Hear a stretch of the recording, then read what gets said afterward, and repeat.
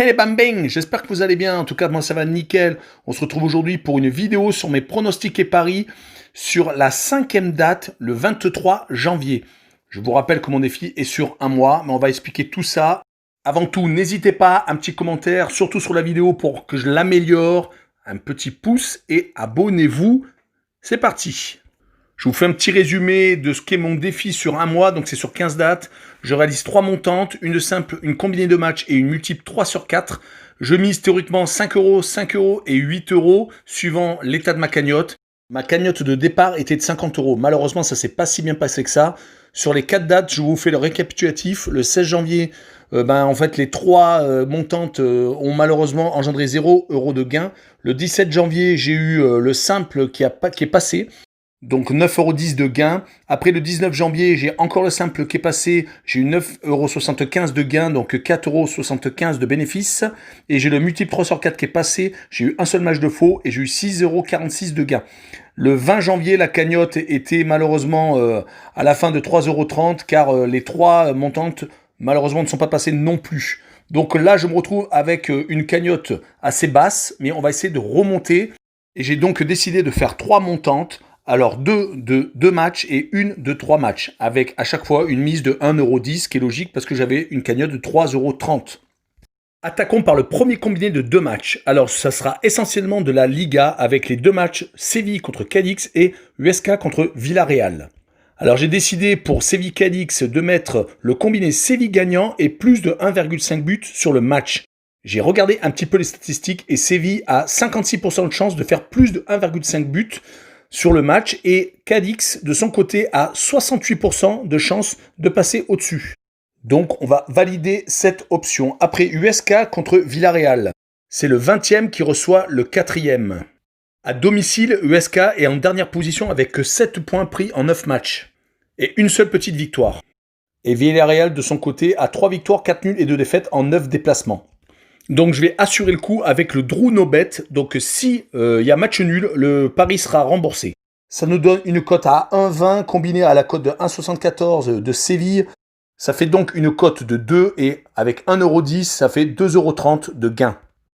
Pour le deuxième ticket, le deuxième combiné de 2 matchs, c'est l'AC Milan contre l'Atalanta de Bergame et Leverkusen contre Wolfsburg. Sur le premier match, j'ai choisi de mettre l'AC Milan gagnant. Alors j'ai choisi un Drew No Bet avec une cote quand même à 1,76 car la cote originale doit être un peu plus de 2. Je prends moins de risques avec ce Drew No Bet car le match nul est toujours possible, surtout actuellement avec toutes les surprises qu'il y a, même si ça ne serait pas vraiment une surprise que l'Atalanta accroche le Milan AC. Ils sont allés gagner à la Lazio de Rome, à Liverpool en Ligue des Champions, à l'Ajax Amsterdam. Donc c'est une équipe qui est compliquée à jouer de toute façon à l'extérieur. Le second match, c'est Leverkusen contre Wolfsburg. Leverkusen se réveille, ils viennent de battre Dortmund. Ça a toujours été une équipe avec une attaque mitraillette, mais il s'était vraiment calmé sur le début d'année 2021. Sans doute un trop-plein de matchs, comme beaucoup de grosses équipes qui jouent la Ligue Europa ou la Ligue des Champions, plus le championnat, et avec tous les tours de coupe de retard qu'il y a eu ces derniers temps. Mais leurs 2 victoires consécutives en coupe contre Francfort et contre Dortmund en championnat, je pense qu'ils se réveillent à domicile. Mais n'oublions pas Wolfsburg qui viennent s'imposer à Mayence lors de la 17e journée. Mais je noterai que quand ils jouent chez les gros, comme à Dortmund ou au Bayern de Munich, ils s'inclinent. Donc je vais mettre Drew No Bet avec le Bayer Leverkusen vainqueur. Ça donne une cote à 1,34. Combiné à celle du Milan AC de 1,76, ça fait une cote à 2,35. Avec une mise donc de 1,10 €, ça fait un 2,59 € de gain. Et on va finir par le troisième ticket. Un combiné de 3 matchs avec 2 matchs de rugby et 1 match de foot. Le match de foot, c'est Monaco contre Marseille. Marseille est complètement à la rue actuellement. Certes, ils ont sans doute l'apport de Milik qui risque d'être dans le groupe et sans doute de jouer en cours de match. Avec Lirola qui reviendra pas de suspension, mais comme il n'était pas qualifié pour le match en retard contre Lens, il va re-rentrer sur ce match-là. Je pense que Nagatomo va ressortir.